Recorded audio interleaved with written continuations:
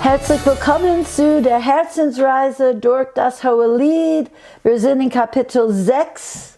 Der Thema von dieser ganzen 5, 2 bis 7, 9 ist, oder 10, ist verändernde Liebe oder Liebe, die uns umgestaltet. Und jetzt sind wir, die Tochter Jerusalems haben sie gefragt, wohin ist dein Geliebter gegangen? Und hier sagt sie, mein Geliebter ist in seinen Garten hinabgegangen, zu den Balsambeeten, um in den Gärten zu weiden und Lilien zu pflücken. Ich gehöre meinem Geliebten und mein Geliebter gehört mir, er, der in den Lilien weidet. Okay, so, jetzt sie kommt in das Bewusstsein, während sie Christus so aus ihr verherrlicht hat und hoch erhoben hat und ihn beschrieben in seiner Erhöhung. Sie kommt in der Gewissheit, das öffnet wieder wie eine neue Offenbarung. Christus ist in mir. Er ist in den Garten gegangen. Alles, was ich in ihm habe, er sitzt auf dem Thron in mein Leben. Er erfüllt mich als eine Wohnung durch den Heiligen Geist. Ich bin sein Ruheort. Alle seine Frucht des Geistes und alle seine Sieg, die er errungen hat, er hat das mir anvertraut. Und das wohnt in mir. Dieser Garten der Seele spricht, dass das Königreich Gottes ist in uns, der Orten, wo Gott wohnt, sein Königreich auf dieser Erde. Er ist der König in mein Leben. Und sie sagt, der König ist in seinen Garten hinabgegangen. Sie ist in eine Ruhe hineingekommen. Sie ist in ein tiefes Vertrauen. Und sie ist auch in ihr Geist ist befreit durch diese Feuer, das sie gegangen ist. Und sie ist hinaufgegangen für Stärke und Zuflucht und Hilfe in Gott. Und sie ist wirklich verborgen mit Christus in Gott hinter den Vorhang. Aber Christus ist in den Garten. Und sie weiß, und in den Garten zu den Balsambeeten.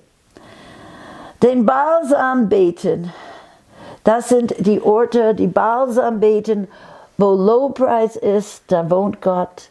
Wo wirklich die Frucht des Geistes ist, die Gewürze des Geistes, da ist die Atmosphäre des Himmels, da ist die Gegenwart Gottes. Er ist in den Balsambeeten vereint mit seinem Volk. Da ist wirklich Himmel auf Erden und sie ist eine Behausung für das Reich Gottes, für Himmel, und wir tragen mehr und mehr Herrlichkeit. Ich muss sagen, von Kapitel 6, 7 und 8, das öffnet sich, glaube ich, es ist Stufen, aber auch es öffnet sich für die Endzeitgemeinde. Ich glaube, das passt, diese Worte genau in, was Gott sagt zu uns heute, dass Christus ist in uns. Als ich mal in Redding in Kalifornien war, habe ich diesen Satz gehört.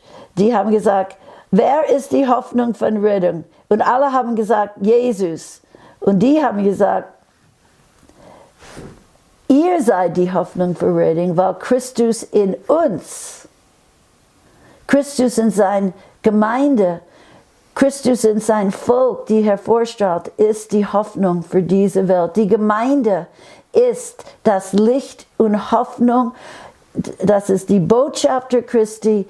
Das ist wirklich ein Kolonien vom Himmel auf Erden. Und da ist, wo Jesus zu finden ist. Und diese Orte der Herrlichkeit, apostolische Orte, wo Gott wohnt und offenbart sich, werden zunehmen. Okay, so, mein Geliebter ist in seinen Garten hinabgegangen zu den Balsambeeten, um in den Gärten zu weiden. Das finde ich ganz wichtig. Er ist nicht nur in mir hinabgegangen, nicht nur in meinen Garten, aber in alle seine Gärten, in die Gärten, wo diese Balsambeete sind, wo diese Gegenwart Gottes, Orte, die begrüßen den König der Herrlichkeit, Orte, die sich öffnen für Jesus als Haupt der Gemeinde. Hier ist auch ein wichtiger Punkt. Die Gemeinde ist nicht das Haupt von Jesus. Wir drehen uns nicht um die Gemeinde. Wir versammeln uns zu Christus, wenn wir in eine Gemeinde kommen. Es ist eine Versammlung zu dem Haupt, zu dem Himmel. Und diese Orte, die begrüßen das Wirken des Heiligen Geistes und die Fülle Christi. Die sind die Gärten. Und hier sagt es, er ist in den Gärten zu weiden und Lilien zu pflücken oder Lilien zu verbinden und Lilien zu versammeln. Wo weidet Jesus? Und weiden bedeutet wo ernährt er? Wo lagert er? Wo ist diese frische Gras? Wo ist seine Gegenwart? Und weiden hat auch zu tun mit weilen. Er weilt da. Er macht sich zu Hause da. Die Gemeinde, wo Lobpreis und Christus ist begrüßt, das ist wirklich Orte mit der Atmosphäre, wo er weilt. Und dort sammelt er Lilien. Lilien, haben wir gesehen schon, Kapitel 2, sie sind die reinen Herzen, die Demütigen, die sind die Pflanzen Gottes, die wachsen auf dieser Erde. Eigentlich in Psalm 45, die Psalm über den König und seine Braut, das ist genannt die Lilienstadt. Lilien sind ein Symbol für die Brautseelen, für Leute, die Jesus lieben, loyal sind. Die sind wirklich nicht die Großen der Erde, aber sie sind die Hingegebene, reich am Glauben und Erben von das Königreich Gottes. Und so dort sammelt Jesus Christus. Jesus, der Heilige Geist, wohnt in mir als ein Tempel, aber wir zusammengebaut als lebendige Steine auf den eine feste Grundlage, und diese Grundlage ist Jesus Christus, der einzige Grundlage, der einzige feste Ort. Aber dort ist diese Versammlungen gebaut, dort sind diese Gärten, dort wächst die Frucht und Kraft des Heiligen Geistes, dort lagert die Herrlichkeit und dort ist die Versammlung von Lilien. So, für die Tochter Jerusalems, wenn ihr ihn sehen möchtet, wo er ist, dann ihr müsst schauen in sein Leib. Ihr müsst schauen wirklich für Orte, die Jesus verherrlicht wird, wo Leute versammeln, zu ihm, zu sein Wort, auf seine Grundlage. Da scheint das mehr und mehr. So, diese ist wirklich so eine gewaltige, zu weiden, ernähren. Dort bleibt er, dort ist er mit uns zusammen, mitten unter uns. Und heute, da ist eine neue Betonung auf die erste Gebot. Und das ist die erste Gebot, wir sollen den Herrn lieben von ganzem Herzen, ganzer Seele, ganzer Verstand. Ja, erneuerter Verstand. Es ist nie gut, nichts zu denken. Erneuert denken, klar denken, Gott gemäß denken und mit aller unserer Kraft.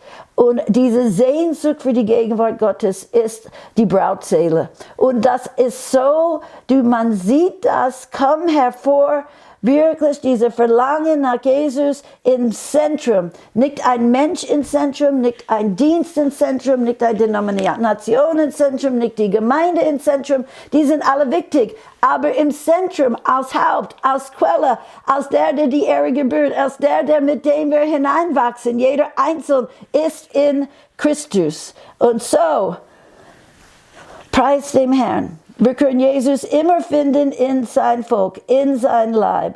Und so, er hat versprochen, ich bin bei euch. Auch die kleinsten Gruppierungen, die versammelt sind als Lilien für den Herrn, da ist er mitten unter uns. Mike und ich beten sehr oft zusammen. Wir haben so ein Anbetungsaltar aufgebaut in unserer eigenen Wohnung. Aber wir glauben immer, sogar wo 2 oder 3. Natürlich, wir gehören auch mit anderen Menschen und treffen uns. Aber in die kleinsten Orte, da ist er. In dir, da ist er. Und er pflückt und sammelt sein Volk. Er ist mit uns bis ans Ende der Erde. So, das Ziel von jeder von uns ist, Jesus so zu offenbaren, dass anderen laufen mit uns nach ihm. Das ist Dienst. Leute hungrig machen für Gott, durstig machen für Gott, einen Geschmack geben für das Königreich, eine Kultur offenbaren und eine Freude. Gott ist gut, wir lieben ihn, er ist alles wert. Und seine Reichtum in Christus, das muss Teil von unserem Leben, das ist anziehend für jeden wirklich bedürftige Herz. Ich habe gesagt letztes Mal diesen Vers, der Geist und die Braut sprechen, komm. Dann wer es hört von die traditionelle, vielleicht schlafende Kirche spreche, komm. Und dann geht es zu die ganze Welt, alle die noch nicht glauben. Und wer da dürstet, der komme und trinke und nehme von das Wasser des Lebens umsonst. So, es ist die Braut und der Geist, die zusammen die Geschichte zu Ende bringen. Und deswegen möchte ich ermutigen, eile ihm nach. Okay, ich möchte nur einen Punkt sagen, auch zu den Balsam beten. Das spricht auch von einer Vielfalt in der Leib Christi. Da ist Vielfalt von Gaben, Vielfalt von Diensten, Vielfalt von Ausdrucksformen.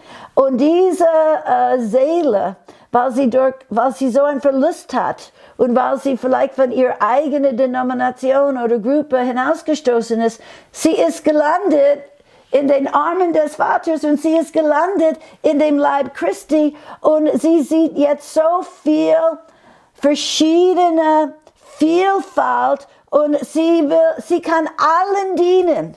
Wie Paulus sagt, ich bin zu allen Menschen, sie kann sie alle dienen, ich bin nicht nur so in meiner eigenen Box, ich kann gehen hier, ich kann zu diesen Leuten dienen, ich kann wirklich die Note überall, wenn sie so mehr so sind, kann mit denen, wenn sie so sind, weil überall sind Gelegenheiten, den Leib aufzubauen. Hier möchte ich etwas sagen, was mir mein Leben begleitet hat, dass es gibt unterschiedliche Levels von Intensität für Christus.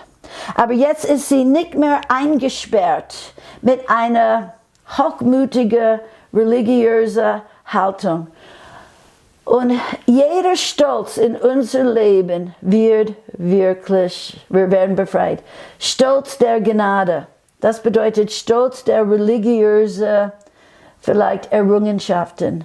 Stolz der Orte oder Positionen. Stolz der Titel. Stolz der Errungenschaften. Stolz der was immer. Das wird auch von uns weggenommen. Stolz der Rasse oder nationaler Stolz, dass the Americans are the greatest, oder ich bin stolz, weil ich American bin. Ich bin stolz, weil ich Gott gehöre und ich liebe ihn und ich bin in sein Königreich und er ist alles. Aber Christus wird alles. Und so dieser Stolz von Rasse oder Stolz von Aussehen, äußerlicher Schönheit, das ist Eitelkeit von Eitelkeit, Eitelkeitsmessen, das alles vergeht. Und so durch diesen Weg des Lammes, sie ist in einer Schlichtheit, in einer Leichtigkeit, in einer Kindlichkeit und in einer Freiheit und in ein Einflussbereit und in eine Weite gekommen. Ich möchte schließen mit ein Gedanke aus Psalm 131. Eigentlich, das ist wirklich eine Wallfahrtslieder, 15 von denen. Es fängt an mit Psalm 120. So Psalm 131 ist wirklich eine weite Stufe der Reife und Herrlichkeit. Und hier ist, was es sagt. Und es kommt nach 130, was wirklich eines tiefe Tal war in den Sänger und von David. Und jetzt kommt Herr und er sagt, Herr, mein Herz will nicht hoch hinaus, meine Augen sind nicht hochmütig, ich gehe nicht mit Dingen um, die zu groß und zu wunderbar für mich sind.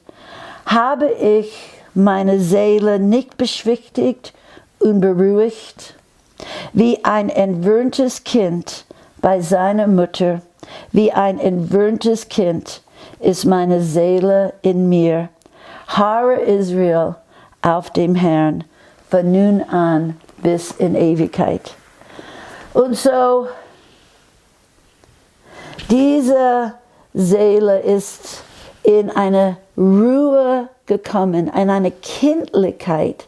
Ich habe nicht gesagt kindisch, aber ein kindliches Vertrauen. Sie muss nicht mehr alles wissen. Sie muss nicht mehr alles verstehen. Sie muss nicht mehr wirklich alles kontrollieren. Sie muss nicht schreien zu Gott jedes Mal, wenn etwas ist. Sie muss nicht mehr Wutanfälle haben, wenn ihre Seele was will. Sie hat ihre Seele beruhigt. Sie ist gelandet hinter den Vorhang mit Christus in Gott, in den Schoß des Vaters. Sie hat eine neue Sicherheit, was führt zu einer neuen Demut und was führt zu Einheit und die Fähigkeit, anderen in dem Leib Christi zu ehren, zu sehen und dein Teil in dieser gewaltigen Geschichte zu finden und zu leuchten mit Herrlichkeit und einzureihen in den Platz, das Gott für dich hat. Und sie gewinnt großen Einblick. Du wirst dich erstaunen, wie diese Geschichte weitergeht.